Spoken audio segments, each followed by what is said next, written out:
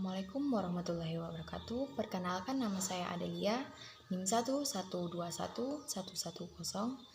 Saya akan membuat UTS Akhlak Tasawuf yang membahas materi tentang inti tasawuf. Baiklah, saya akan membacakan materi inti tasawuf. A. Istilah tasawuf. Istilah tasawuf telah dikenal pada masa kehidupan Nabi dan Khalifah Rasyidin.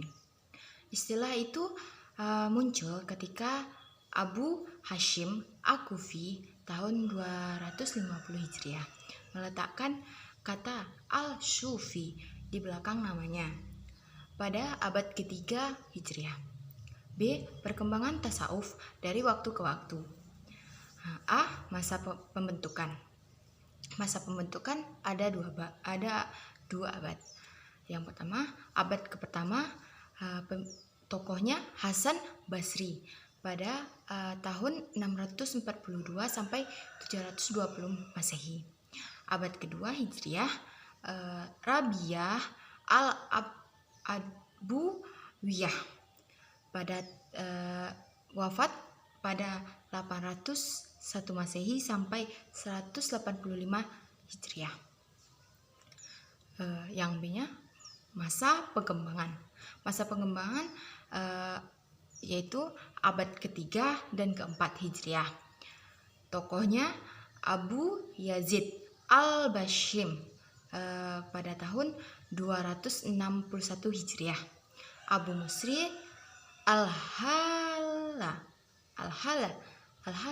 pada 309 Hijriah. Masa konsolidasi. Pada masa konsolidasi yaitu pada abad keempat Masehi. Tokoh-tokohnya Hasan Al-Syiah pada Al-Syiah yaitu wafat pada 324 Hijriah. Selanjutnya Al-Qushari yaitu pada tahun 376 sampai 460 Hijriah. Yang ketiga Al-Harimi wafat pada tahun 396 Hijriah.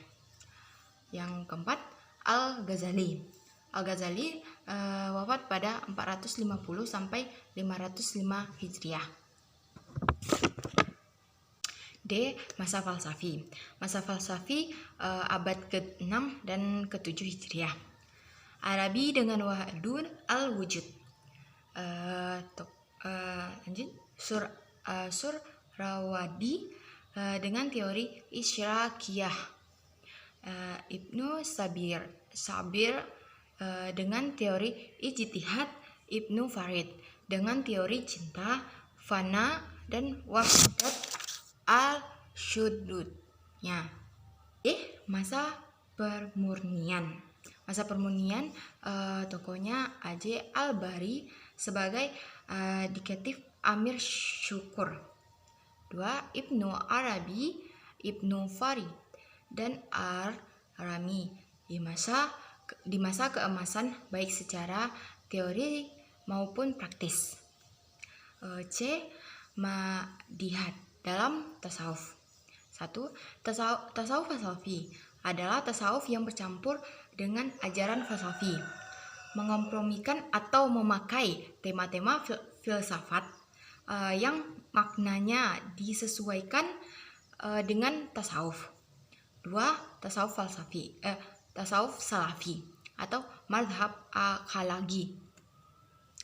Tujuan akhir praktek mazhab ini terbentuk moralitas yang sempurna dan menuai manfaat akhlak tasawuf ini, yaitu yang selalu melandasi ajaran-ajarannya dengan Al-Quran dan Sunnah secara ketat. Inti ajaran tasawuf adalah proses penyesuaian jiwa, hati, berbagai sifat yang tidak disifati. Tujuannya agar tidak terjerumus pada hal-hal yang negatif atau buruk. Proses pembersihan itu misalnya melalui berzikir kepada Allah, hayati ajaran Islam, dan melakukan apa yang pernah diajarkan oleh Rasulullah SAW, seperti sholat sunnah, puasa sunnah. 3. Tasawuf al-haqi atau sunni. Tasawuf ini mengingatkan diri dengan Al-Quran dan Al-Hadis. Mazhab ini sebagai mazhab modern atau penengah antara mazhab tasawuf falsafi yang cenderung bebas berdasarkan mazhab tasawuf salafi yang cenderung kaku. D. Ajaran metode tasawuf. 1. Meganat. Para sufi mendefinisikan meganat sebagai suatu tahap adab kepada Allah dengan beriman yang diwujudkan untuk satu tujuan pencarian dan ukuran tugas masing-masing. Magamat adalah tahap atau titik pemberhentian untuk mencapai tujuan tasawuf yang harus dilakukan satu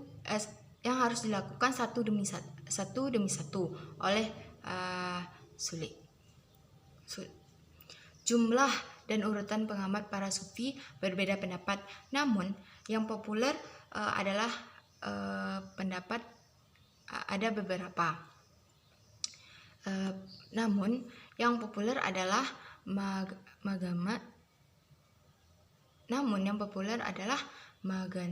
Maganat, Taubai, Zul, Sabri, Tawakai, dan Arido. Ahwal.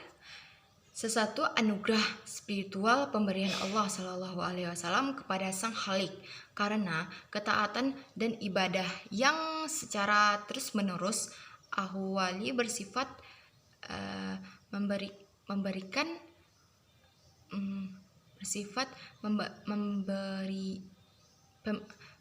pemberian, bukan diusahakan sebagai magamat. Menurut Rajab Ahwal, dalam tasawuf yang populer khalif, tawada, ikhlas, takwa, syukur, mutasinnah. 3. Ajaran-ajaran yang diperdebatkan menurut ajaran yang menuju dalam ketegasan mazhab. Tasawuf falsafi yang sedikit dalam mazhab tasawuf sunni. Ajarannya itu yaitu al-manfah, al-manhabah, al-fana, al-hittah, al-hulul, al-wadah, al-wujud. Segitu yang bisa saya sampaikan. Assalamualaikum warahmatullahi wabarakatuh. Baiklah, saya akan membacakan materi inti tasawuf. A. Istilah tasawuf. Istilah tasawuf telah dikenal pada masa kehidupan Nabi dan Khalifah Rasyidin. Istilah itu muncul ketika Abu Hashim Al-Kufi tahun 250 Hijriah meletakkan kata al-Sufi di belakang namanya pada abad ketiga Hijriah. B. Perkembangan tasawuf dari waktu ke waktu. A. Masa pembentukan. Masa pembentukan ada dua abad. Yang pertama, abad pertama, tokohnya Hasan Basri pada tahun 642 sampai 720 Masehi. Abad kedua Hijriah, Rabi'ah al-Adbuwiyah pada wafat pada 801 Masehi sampai 185 Hijriah. Yang B-nya masa perkembangan. Masa pengembangan yaitu abad ketiga dan keempat Hijriah. Tokohnya Abu Yazid al-Bashim pada tahun 261 Hijriah. Abu Musri al-Halad pada 309 Hijriah. Masa konsolidasi. Pada masa konsolidasi yaitu pada abad keempat Masehi. Tokoh-tokohnya Hasan al-Syiah pada al-Syiah yaitu wafat pada 324 Hijriah. Ya, selanjutnya Al-Qushari yaitu pada tahun 376 sampai 460 Hijriah. Ya, yang ketiga Al-Harimi wafat pada tahun 396 Hijriah. Yang keempat Al-Ghazali wafat pada 450 sampai 505 Hijriah.